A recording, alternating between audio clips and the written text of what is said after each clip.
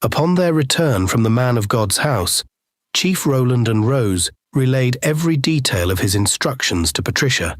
Upon hearing this, Patricia suggested seeking help from another native doctor in a neighboring village.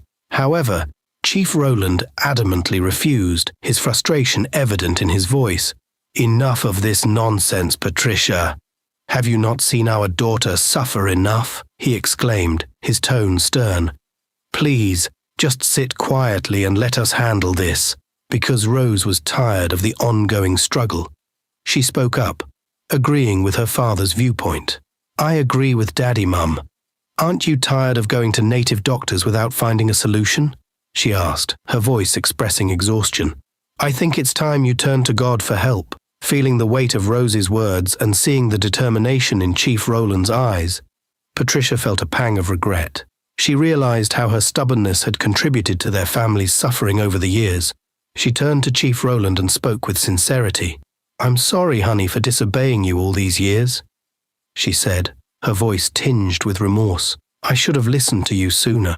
Chief Rowland, moved by her apology and touched by her sincerity, softened his gaze.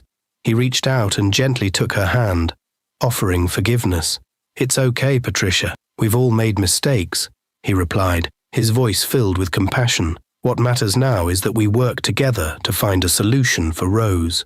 The next day, Rose and her father embarked on their journey to the city. After a long search, they finally located the address given to them.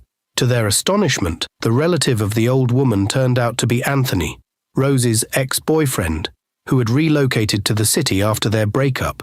Both Rose and her father were shocked by this unexpected encounter, inquired how they had found him and why they were at his house.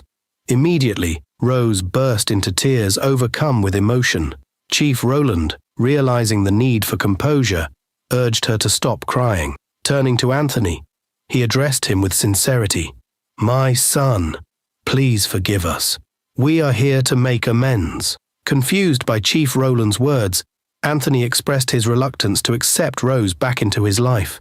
"I can't be with someone who lies so much," he confessed. Chief Rowland intervened, explaining the circumstances that led them to Anthony's doorstep. Shocked by the revelation, Anthony listened intently. As the truth unfolded, Anthony's expression changed from confusion to disbelief. "So you're the girl Grandma spoke of," he remarked, recalling the elderly woman's tales. He revealed that despite their efforts to persuade her to live with them, she insisted on staying in her old hut, where she and her late husband had once lived together. Anthony explained that he was not in a position to forgive Rose. Instead, he suggested that she seek forgiveness from his father, revealing that the old woman Rose had humiliated was his biological mother. This revelation left Rose and Chief Rowland stunned, realizing the depth of the hurt Rose had caused and the long road to reconciliation ahead. Chief Rowland and Rose returned to the village feeling exhausted and disappointed, their hopes of finding a solution to Rose's problems dashed. As they walked through the familiar streets, a sense of frustration lingered in the air. However, they refused to give up. Upon arriving home, they gathered in the living room to discuss their next steps. Chief Rowland proposed a bold plan. They would visit Anthony's parents' house once more, but this time, Mrs. Patricia would accompany them. Patricia agreed, recognizing the urgency of the situation. With their plan in place, Chief Rowland, Rose, and Mrs. Patricia prepared themselves mentally for the task ahead. They understood that the road to reconciliation would not be easy, but they were determined to make amends and seek forgiveness for their daughter's past mistakes. When they arrived at Anthony's parents' house, they were greeted with warm embraces and genuine hospitality. Despite Chief Rowland's insistence that they were not there for a meal, Anthony's parents insisted and served them a sumptuous feast. After enjoying the delicious food, Rose, overwhelmed with emotion, knelt down and tearfully begged for forgiveness. To their surprise, Anthony's parents revealed that they had already forgiven her long ago. They explained that their son had informed them about the situation Rose was in, and they had decided to extend their forgiveness from that moment. Furthermore, they shared that Anthony himself had forgiven Rose and was willing to reconcile with her. This news brought tears of joy to Chief Rowland and his family. They expressed their heartfelt gratitude to Anthony's parents for their kindness and understanding. With a sense of relief and gratitude, Chief Roland, Rose, and Mrs. Patricia left Anthony's parents' house, feeling relieved and happy that their daughter is finally free. A few days after their visit to Anthony's house, Rose made a remarkable discovery. Her bedwetting problem had miraculously stopped. No longer did she face the embarrassment of wetting her bed, and she felt a newfound sense of freedom when venturing into public places. One day, Anthony called her with exciting news. He wanted to take her back and start afresh. This time, he proposed that Rose move in with him in the city so they could plan their wedding together.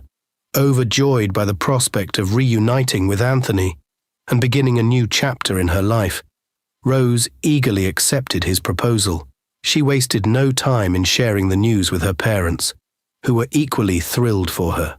With their blessings and support, Rose packed her bags and bid farewell to her old life in the village. Stepping into a future filled with hope and promise, she joined Anthony in the bustling city, ready to embark on a journey of love, forgiveness, and endless possibilities. As they settled into their new life together, Rose and Anthony began to plan their future with excitement and anticipation, from selecting a wedding venue to envisioning their dream home.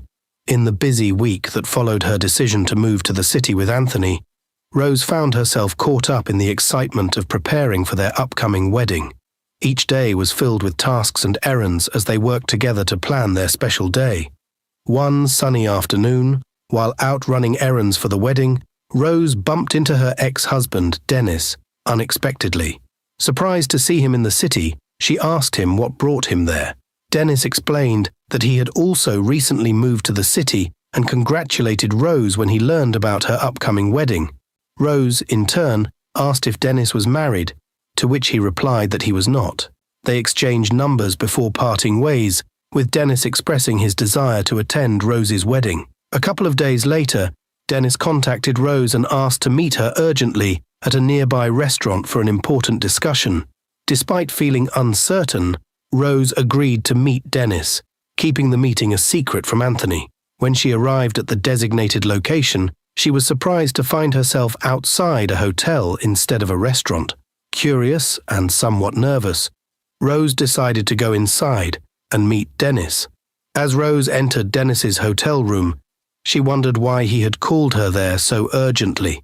She asked him what was going on, but Dennis couldn't give her a clear answer. Instead, he started talking about how much he missed her and how sorry he was for how things ended between them. His words made Rose feel sorry for him, and she found herself giving in to his emotions. Before she knew it, they were kissing, and she ended up in his arms on the bed. When Rose arrived home, Anthony asked why she had refused to answer his calls. She explained that her phone had been on silent and buried in her handbag. She apologized, and he forgave her. The day of their wedding finally came. As Rose sat for her makeup, a WhatsApp message shocked her. It contained pictures of her and Dennis in bed. She quickly excused herself and called Dennis, who burst out laughing, confessing he had sent the photos. Rose was stunned and asked why. Dennis explained he had lost his job a year ago and resorted to blackmailing married women for money by filming them in compromising situations. Rose couldn't believe it, but Dennis insisted her case was different. He didn't want money, just her love.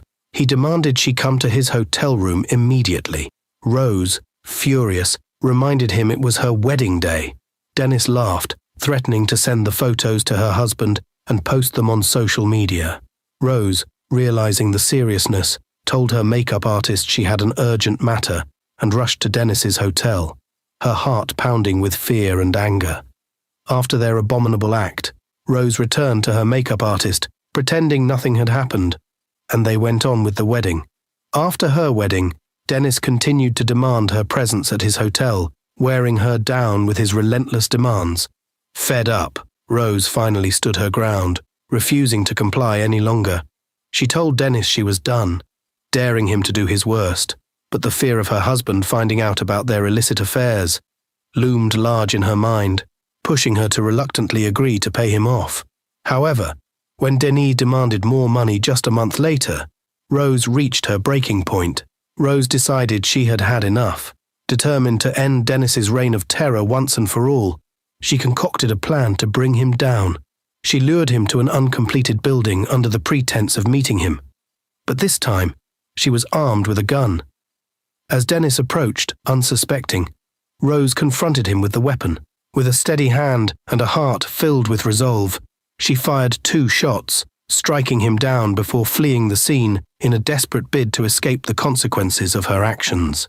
Rose returned home, her heart heavy with the weight of her actions. Yet she couldn't muster the courage to confide in anyone except her mother. Mrs. Patricia, sensing the gravity of the situation, urged Rose to maintain silence, cautioning her about the potential repercussions of speaking out. Days passed in anxious silence until one Saturday morning. As Rose and Anthony sat down for breakfast, a sudden knock on the door shattered the tranquility of the moment. Anthony, puzzled, answered the door to find 3 police officers standing there. They informed him that they were there to arrest Rose, detailing the allegations against her. Anthony was stunned, finding it difficult to believe that Rose could commit such a heinous act. As Rose was taken away by the police, tears streamed down her face, and Anthony could only watch in disbelief, unsure of what to do next. As days went by, Anthony couldn't shake off the feeling that something wasn't right about Rose's arrest. He dug deeper into the matter and uncovered evidence implicating Dennis in a string of similar crimes. With the help of Dennis's victims, they exposed his deceitful schemes. Armed with this newfound evidence, Anthony tirelessly fought for Rose's freedom. He rallied support from the community and legal experts, determined to clear her name. Finally, their efforts paid off. The truth about Dennis's actions came to light, vindicating Rose and paving the way for her release from jail. With tears of relief, Anthony embraced Rose as she walked out of the prison gates, their bond stronger than ever. Together, they faced the future with renewed hope and a deep appreciation for the power of justice and love. If you enjoyed this captivating story, don't forget to like, share, and subscribe. And make sure you turn on your post notifications to be notified when we upload another exciting video. Your support means the world to us.